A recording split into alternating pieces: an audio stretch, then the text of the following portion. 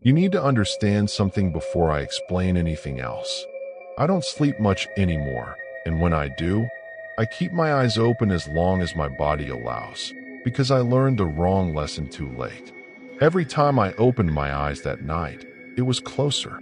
Not faster, not louder, just closer, like distance itself was being edited when I wasn't looking. I'm telling you this first because I know what you're doing right now. You're blinking. You didn't even notice the last one. You never do. That's the problem. Blinking feels harmless. Automatic. A reset button for dry eyes and tired brains. But once you realize something can move inside that fraction of darkness, you never get that innocence back. I didn't see it at first. I saw space where it shouldn't have been. A shape occupying absence. Tall enough to feel wrong indoors. Folded in on itself like it was respecting rules I didn't know existed yet. It didn't rush me. It didn't breathe loudly.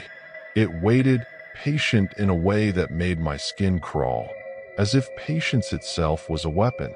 I tried to control it. I stared until my eyes burned, until tears blurred everything and my vision pulsed. I counted seconds between blinks like that meant something. But bodies always win. Reflexes always fire. And every time my eyelids touched, even for a heartbeat, the air felt tighter when I opened them again. Here's what scares me most. It wasn't angry. It wasn't hunting. It felt like it had always been doing this, like I had finally stepped into a routine older than fear.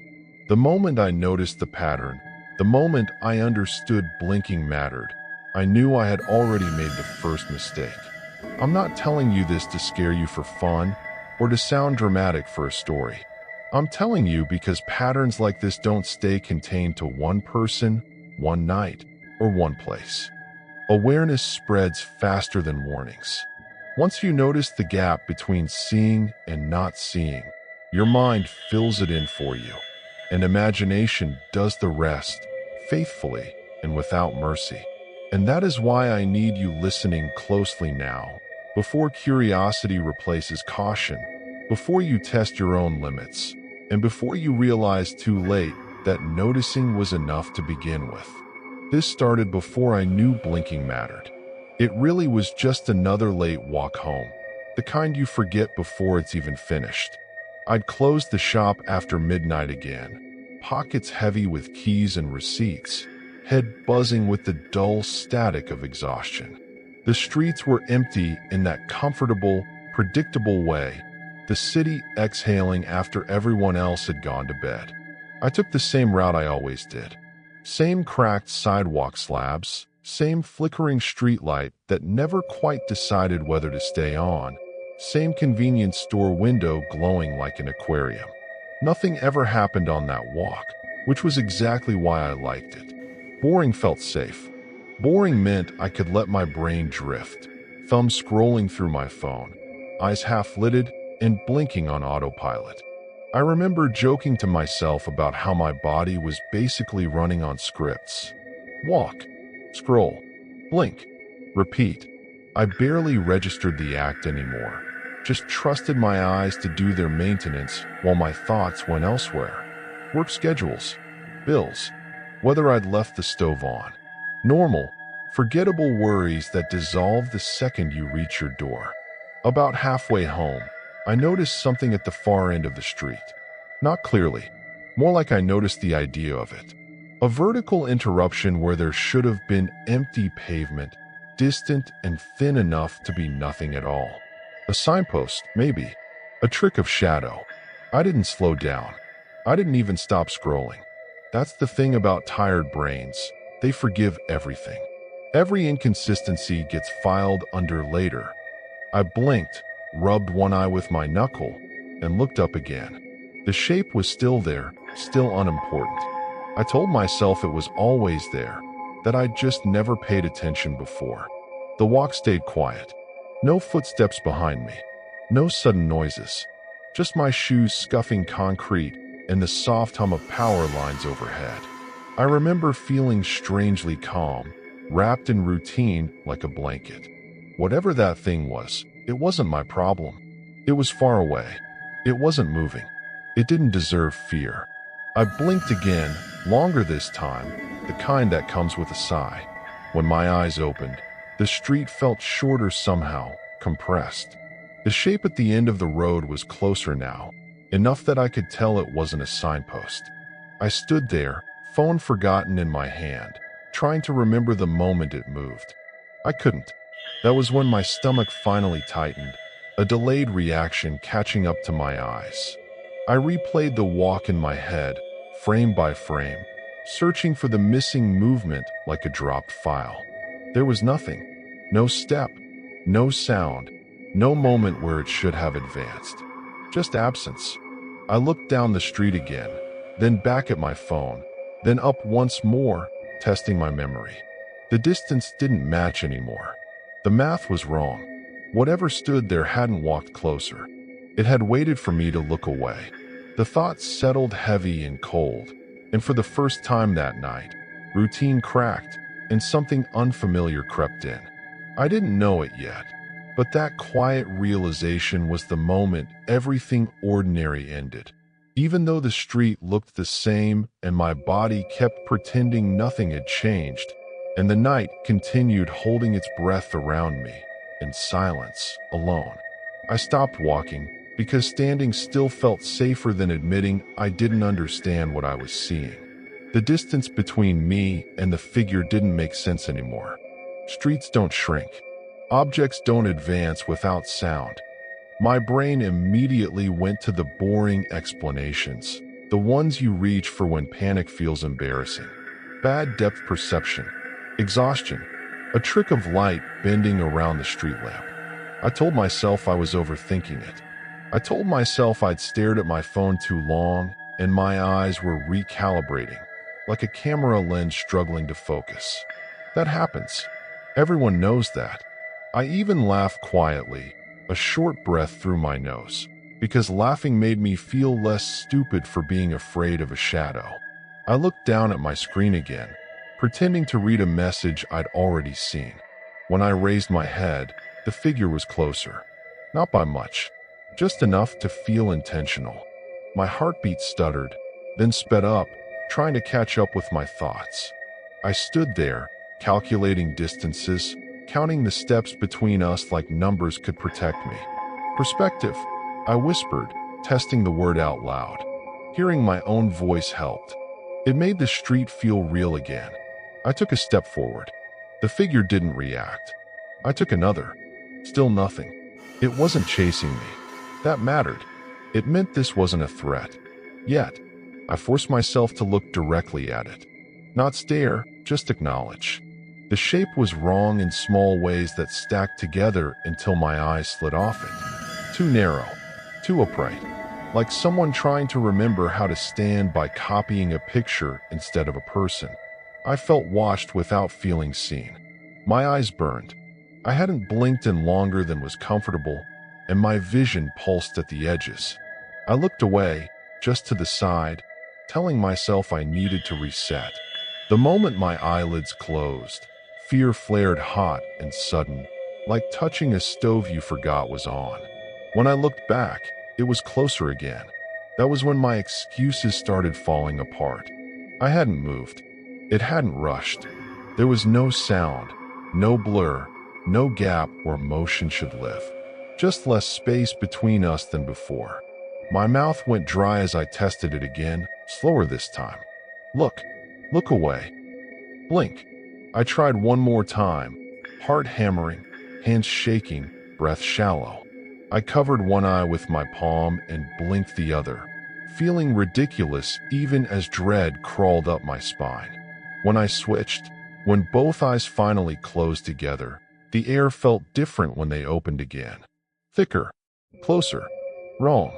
Each blink collapsed the distance a little more, like the street itself was folding inward. The realization hit me all at once, heavy and undeniable, and it changed the shape of my fear completely. It wasn't walking toward me. Every rational explanation died quietly in that moment, replaced by a cold certainty that didn't need proof, only awareness, and the understanding that fear had rules now, ones I hadn't agreed to. It was waiting for me to blink. Yet, I didn't run. That still surprises me. Instead, I did the thing curiosity always does when fear hasn't fully taken control yet. I tested it. Standing there under the streetlight, heart banging against my ribs, I decided to turn panic into an experiment, because experiments have rules, and rules feel safer than chaos. I planted my feet and stared straight at the figure. Seconds dragged by. 5, 10. My eyes watered, lashes trembling, vision swimming. It didn't move. That part felt important. As long as I was looking, it stayed frozen, like a paused video buffering reality. Relief crept in, thin and dangerous. I blinked. When my eyes opened, it was closer. Not dramatically, just enough to erase doubt. I swallowed hard and counted again, forcing my breathing slow. Stare. Wait. Blink. Each cycle tightened the distance like a ratchet clicking forward one tooth at a time. I tried cheating. I covered one eye with my hand and blinked the other, then switched. The result was the same. It advanced only when both eyes were blind at once. I laughed again, sharp and humorless, because the universe clearly had a sense of irony. You need two eyes to see danger, but you need to close both to let it move. With every test, details sharpened. The figure wasn't smooth anymore. It had angles where curves should be, joints that bent slightly too far back. Its head tilted, not to watch me, but like it was listening for something inside me. The closer it got, the more my brain resisted filling in the blanks, like instinct itself was trying to censor the image. What terrified me most was its patience. It never lunged, never hurried. Speed would have been mercy. Instead, it waited for my body to betray me again and again, trusting biology to finish the job. That felt intentional, intelligent, like it understood exactly how long a human could stare before pain forced surrender. My eyes burned fiercely now. Tears streaked down my cheeks, blurring everything into halos and shadows. I knew I should run, but running meant blinking. Thinking about blinking made my eyelids twitch uncontrollably. Fear turned my reflexes against me, and the street felt suddenly too narrow to escape down. I squeezed my eyes shut during a surge of panic, just for a fraction of a second, a mistake born from instinct instead of logic. When I opened them, it was close enough that the space between us felt personal, invasive, wrong. I could see where its face should have been, and my breath caught painfully in my throat as the rules I discovered stopped feeling theoretical and started feeling terminal. It was smiling, I think, though calling it that feels generous. The expression didn't belong on a face meant for communication. It belonged on something practicing. My legs finally shook hard enough to remind me I was human, finite, breakable. Every instinct screamed to shut my eyes and run, to trade certainty for hope. I held on a few seconds longer, bargaining with myself, promising this would be the last test. Sweat dripped into my eyes, stinging, blurring, forcing another blink I hadn't planned. That was when I understood the pattern wasn't just movement. It was consent. Every blink was permission, and panic was the easiest signature to forge. It wanted me complicit, awake, aware, choosing. Standing there, I realized survival wasn't about speed or strength, but about how long I could deny my own body without breaking completely. And I was already failing, eyes twitching, fear rising, distance collapsing, rules locking into place permanently. This is the part where people expect chaos, screaming, running. That comes later. First, you learn rules. Not because someone explains them, but because your brain needs structure to keep from tearing itself apart. I started cataloging them immediately, the way you would if your life depended on remembering instructions you were never meant to hear. Rule 1. Don't blink too fast. Panic blinking closes the distance quicker than you expect. Short, Rapid blinks are worse than long ones. Your body thinks it's helping. It isn't. Rule 2. Don't cry. Tears blur your vision, and blurred vision makes blinking unpredictable. I learned that the hard way, when my eyes burned and watered and my eyelids fluttered without permission. Emotion is a liability. Fear is fuel. Rule 3. Don't shut both eyes unless you're prepared for what comes next. That fraction of darkness is not empty. It is time. It is space being rewritten in its favor. Every full blink is an agreement you didn't mean to sign. I'm telling you these things because if you're listening closely, your eyes feel strange right now. Heavy, dry. You're aware of them in a way you weren't before. That awareness is dangerous, but ignorance isn't protection either. There's a narrow path between them, and it's exhausting to walk. Rule 4 took longer to understand. Don't stare too confidently. The longer I held eye contact, the more it felt like the thing was studying me back, learning my rhythm, my limits. Staring isn't dominance. It's an introduction. There were smaller rules too. Don't think about sleep. Don't think about darkness. Don't think about how long a human can go without blinking before damage sets in. Thinking about it makes it happen sooner. I started whispering these rules to myself under my breath, like a mantra, like that might anchor reality. I imagined writing them down later, posting them somewhere, warning others. The thought gave me a strange sense of purpose, as if surviving meant something beyond luck. But one rule never fully formed. It hovered at the edge of understanding, half-written, incomplete. Something about what happens when you stop being afraid. Something about acceptance. I could feel it there, waiting to finish itself, and the thought of completing it made my chest tighten.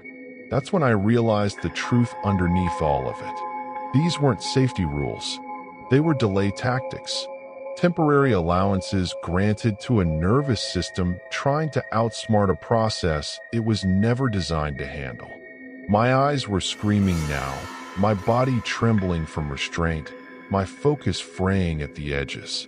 The rules worked, but only in the way painkillers work on an infection.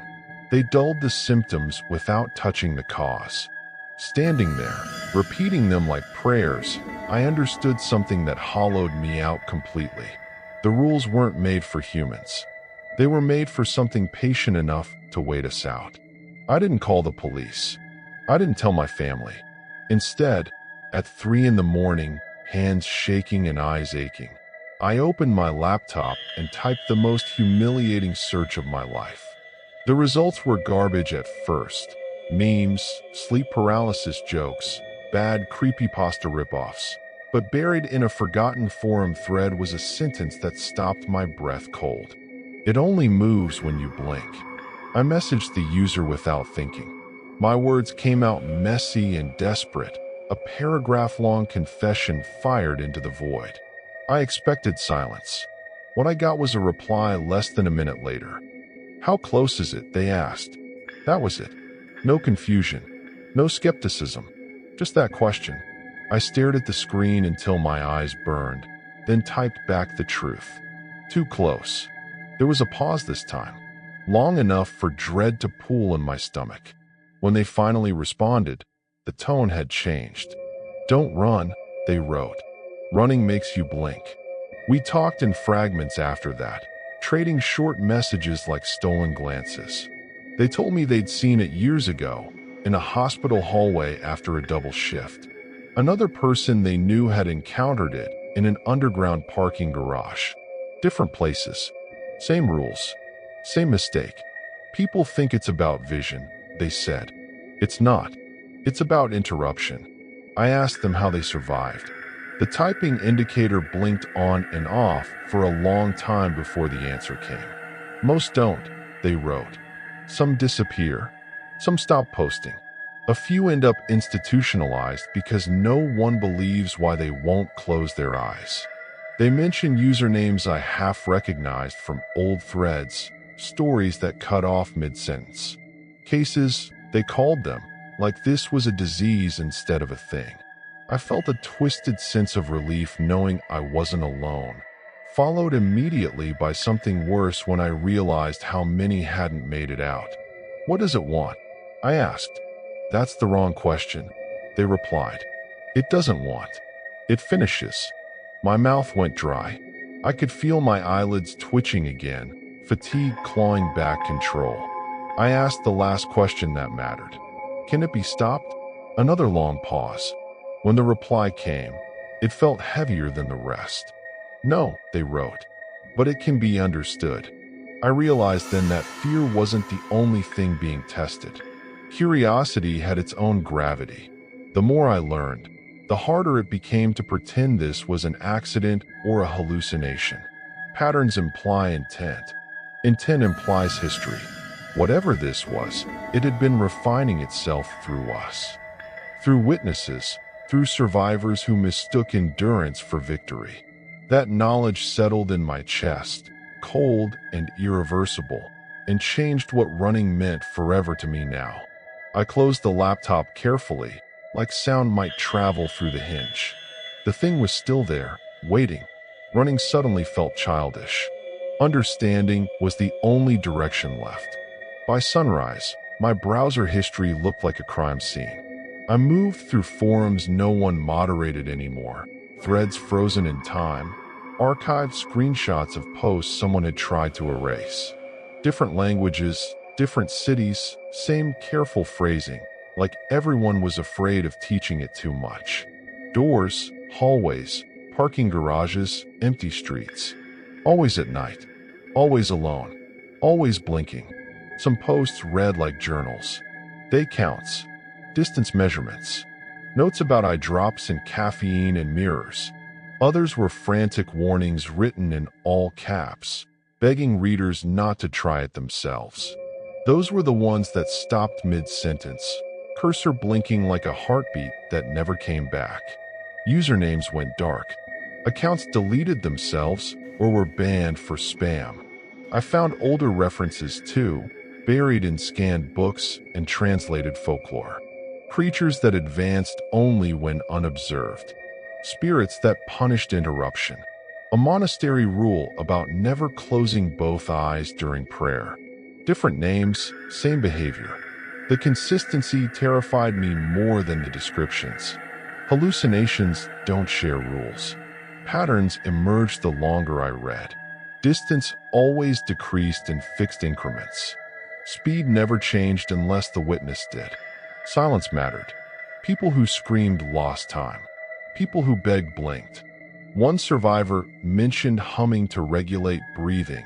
Another chewed ice until their jaw cramped just to stay present. Every trick was a workaround, not a solution. One thread stood out, posted years ago and locked without explanation. The author wrote calmly, clinically, like they'd already made peace with what was coming. They described the creature slowing when fear spiked, pausing as if savoring anticipation. According to them, panic was friction, resistance, something to push against. The final update was time-stamped minutes before dawn. Fear keeps it slow, the post read. Acceptance makes it efficient. I closed my eyes after reading that and immediately regretted it. The words echoed too cleanly. Understanding wasn't armor. It was an invitation. Every answer widened the door instead of closing it, and I could feel the pressure of awareness building, tightening the rules around me. I stopped researching when the posts started feeling personal, like they were responding to me instead of the other way around. The thing outside didn't need lore to exist. It needed witnesses, continuity, stories that taught just enough to survive, not enough to escape. As the sky lightened, my screen reflected my own eyes back at me, bloodshot and shaking. I realized then that knowledge hadn't bought me time. It had spent it. The more complete the pattern became, the fewer options remained. The warning repeated in my head, final and unmistakable, like a sentence finishing itself at last. That understanding changed how the room felt. Every blink carried weight now, measured and accounted for, like a resource running out. I could sense time thinning, moments slipping through the cracks between observations. Even the silence felt louder, stretched tight by expectation. I understood then why the stories vanished. Writing was blinking. Reading was blinking. Sharing the pattern meant participating in it, letting it advance through attention alone. The research hadn't armed me. It had synchronized me with everyone who came before, aligning my fear to theirs, my pauses to theirs. Whatever this thing was, it didn't travel through space the way we do. It traveled through gaps, through moments we surrender without noticing. The closer I came to accepting that truth, the lighter my body felt, as if resistance itself had mass, as if letting go would make everything faster, smoother, inevitable. The countdown had already started long before I knew to look at me now. It speeds up when you accept it. I decided fear was the variable I could control. If panic fed it, then calm might starve it. That logic felt clean, scientific, almost comforting. I stood there and slowed my breathing deliberately, counting inhales, forcing my shoulders to drop, pretending my body wasn't screaming. When my eyes burned, I blinked on purpose, slowly, carefully, like choosing when to step off a ledge. It moved more in that single blink than it had all night. The distance didn't just shorten, it collapsed. The space between us folded like paper, streetlights bending inward, shadows stretching too far. My ears rang as if sound had to travel farther to reach me now, delayed by fractions that stacked together until everything felt out of sync. I told myself to stay calm again, clinging to the idea that emotion was still something I owned. I blinked once more deliberately. It was close enough that details sharpened violently. I could see textures that didn't belong on living things, surfaces that absorbed light instead of reflecting it. Its posture adjusted, mirroring my stillness, copying the angle of my head. That was when I understood the mistake. It wasn't responding to blinking alone. It was reading me. I tried neutrality next. No fear, no defiance, just emptiness. My face went slack, eyes heavy, breath shallow and even. I blinked, telling myself this was control. It surged forward. The street felt shorter now, compressed like a hallway in a dream where doors never quite reach you. My heartbeat echoed seconds after it should have, thudding laid against my ribs. Each blink rewrote the rules faster, the intervals shrinking, the consequences compounding. Calm wasn't slowing it. Calm was efficiency. Panic clawed back in, sharp and humiliating. I fought it, teeth clenched, nails digging into my palms hard enough to ground me in pain. I stared until tears spilled anyway, until my vision fractured into halos and streaks. My eyelids fluttered, betraying me in tiny, involuntary spasms, and each one pulled it closer like a magnet snapping shut. I whispered apologies without knowing why, words spilling out thin and useless. The air felt dense, resistant, like moving through water. When I blinked again, it didn't just advance. It reacted, its head tilted in perfect imitation of my own. The sound that followed wasn't a voice, not quite, but it carried my breathing pattern back to me, delayed and wrong, like an echo learning how to speak. Understanding hit me harder than fear ever had. This wasn't a trap triggered by reflexes. It was a conversation I'd started by trying to be brave. The moment stretched, brittle, and charged. For the first time, it didn't wait passively for darkness. It leaned into it, anticipating the blink before it happened, aligning itself with my thoughts instead of my eyes. I felt seen in a way that stripped something essential away, like privacy itself had weight, and I dropped it. I realized then that fear had never been the weakness. Control was. The more I tried to master the process, the more clearly it learned the shape of me. Standing there, vision shaking, breath uneven again, I knew the next blink wouldn't just bring it closer. It would change what closer meant. I felt the rule lock into place with a quiet certainty, like a door clicking shut behind me. The street, the night, even my own body stopped feeling neutral. Everything had intention now. The creature wasn't chasing me. It was synchronizing. Each emotion tuned it differently, like a dial I couldn't see. I understood, too late, that trying to control myself was still a form of participation. The experiment had crossed a line. Observation had become interaction, and interaction had taught it exactly how to move next. That realization settled heavy in my chest, because once it learned, nothing I did could ever be unlearned again, or safely undone by anyone. By the time I realized it had stopped waiting, my mind had already gone through every permutation of horror I could imagine. The street felt like a tunnel, constricted, walls pressing in without changing, yet I could see everything around me perfectly. The creature didn't move in the conventional sense anymore. It mirrored me instead. Every tilt of my head, every shallow breath, every twitch of an eyelid, the thing copied it. Not perfectly, not innocently, but precisely enough to unnerve me completely. I blinked once, and it blinked too, slightly delayed, as if acknowledging the choice I had just made. I froze mid-step, forcing my muscles to cooperate, listening to the rhythm of my own heart. Its posture shifted to match mine, leaning in, angling in the same exact way. I could feel its presence like static on my skin, each hair on my arm standing on end, each nerve taut, as if anticipating collapse. It was no longer about distance. It was about proximity, about alignment. I realized I had been thinking in terms of steps, meters, and seconds, when the real rule had always been different. Observation didn't stop it entirely. If you were far enough, it obeyed the conventional rules, waiting, folding into the shadows.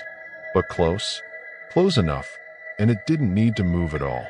It only had to exist in the right relationship to you, a mirror of your presence, and that alone was enough to consume everything you understood about safety.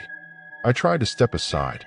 My legs obeyed reluctantly, trembling with calculation. The creature mimicked the motion, sliding in space in a way my eyes should have recognized as impossible. I blinked, heart hammering, and when I opened them, the space between us had subtly collapsed again. This wasn't chasing. This wasn't following. It was synchronizing. It had been learning every micro-pattern, every flicker of panic and composure. My control was irrelevant. The alignment itself was the trap. Breathing became a conscious act, deliberate and slow, like trying to cheat a machine that could read the rhythm of your chest. I forced my shoulders down, tensed my hands less, counted my blinks meticulously, each one a negotiation. The thing adjusted, every gesture a reply, every pause a correction. It was communicating, and its language was mimicry, not sound, not sight, but understanding at a level that bypassed thought entirely. I realized the final rule too late. It cannot move if you watch it, but it doesn't need to. If you are close enough, if attention is constant, it simply occupies the space between observation and recognition. That understanding sank into my chest like lead. This wasn't an entity that stalked.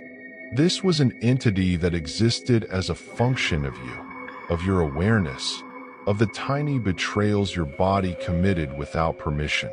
I could no longer distinguish between my movement and its response, between intention and reaction. A desperate choice had to be made.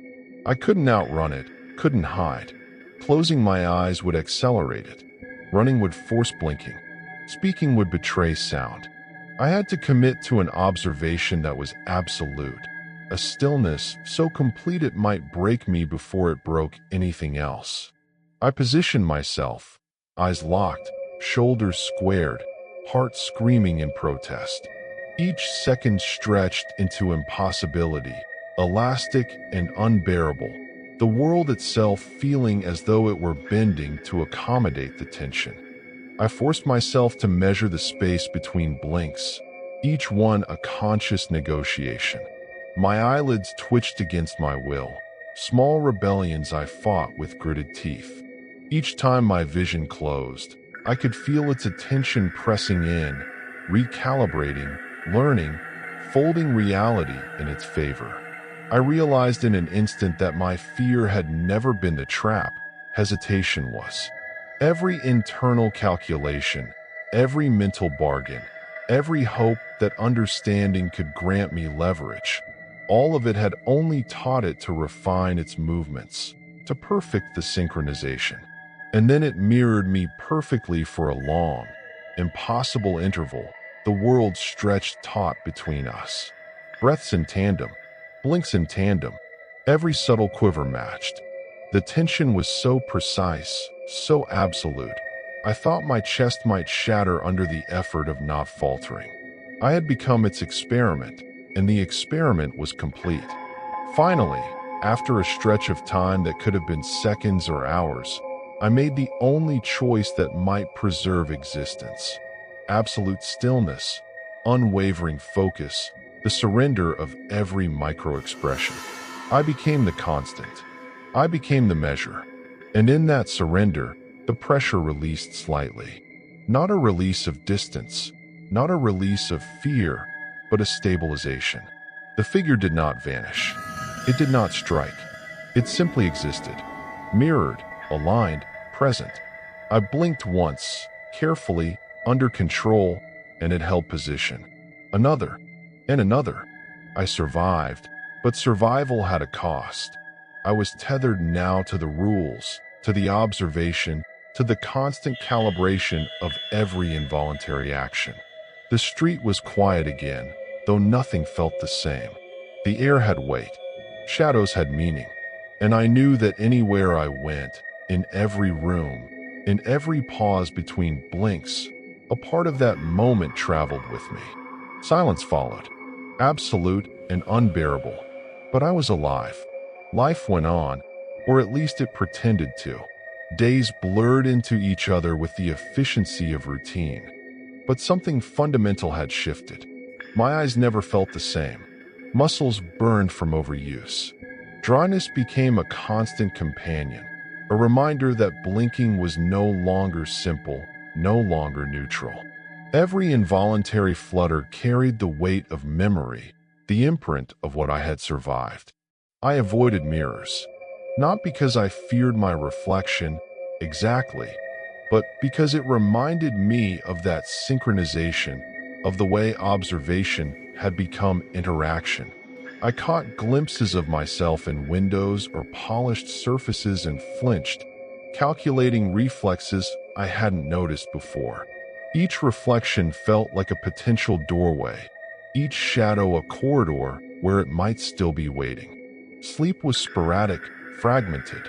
I'd lie awake, eyes wide, counting heartbeats, rehearsing blinks, memorizing the angles of my room, the positions of furniture, the distance to doors. The tiniest changes felt dangerous. Even a curtain moving in the breeze carried threat potential.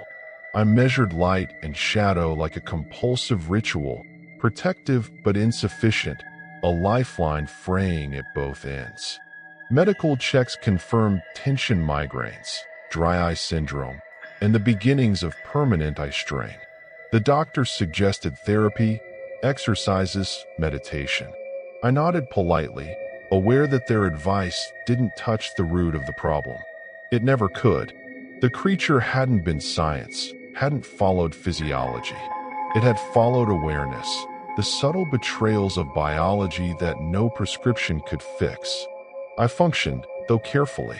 Work, errands, social interaction.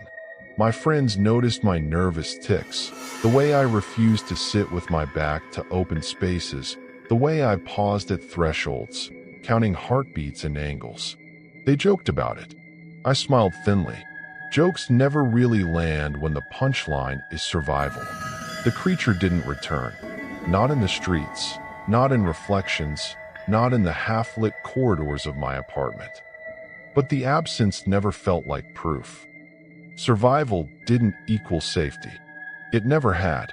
Every blink, every moment of unconsciousness reminded me that what I had learned was permanent. The world had expanded to include it, and now I had to navigate with it folded invisibly into the edges of perception. I learned limits I never wanted to measure. Certain rooms were off limits after dark. Hallways had to be crossed with calculated glances. I couldn't close my eyes fully without planning, pacing, considering. Life continued, yes, but every action carried weight, every breath and blink measured, every shadow a question. And yet, amidst all of this, there was a strange, terrible clarity. I had survived, for now, but the creature, or whatever it was, had left an indelible mark, a set of rules embedded in muscle memory, in eyelids, in thought patterns. My survival felt temporary, contingent, a tightrope stretched across a void I could see but never step away from. Normalcy existed, only because I forced it, only because I had rewritten the parameters of living around rules no one else could see, rules I would carry forever. I'm telling you this because it's not just a story. It's not something that happens only to people like me, walking home late at night or scrolling alone in the dark. If you're listening, reading, watching, your eyes are already ticking away, obeying reflexes you barely notice. Blinking isn't neutral. Every involuntary flutter carries consequence if you don't pay attention. Fatigue matters. Screens matter. Long nights matter.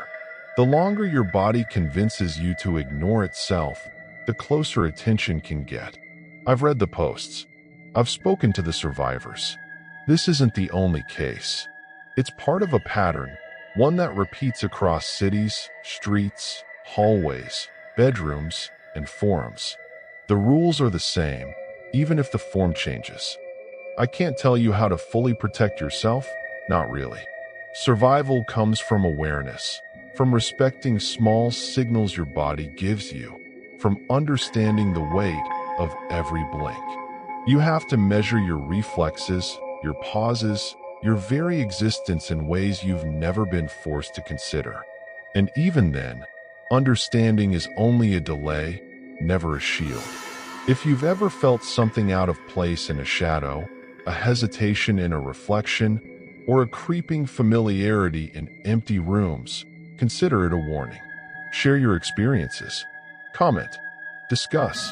It helps, somehow, to know we aren't alone in noticing the small, almost imperceptible movements of reality when we aren't looking. But it also draws attention, and attention is the current that carries this closer. This is not fiction. This is a ledger of awareness, a record of blinking, a map of the unobserved. And if you've been reading carefully, if you've been counting your blinks, if you've imagined even briefly what it would feel like to see it pause when you do, you already know the truth. Because right now, while your eyes rest, even for a moment, it may already be adjusting to you. And the next time they open, you might notice it has learned something about you can't unsee. Look down at your own eyes. You're blinking, and it's closer than you think.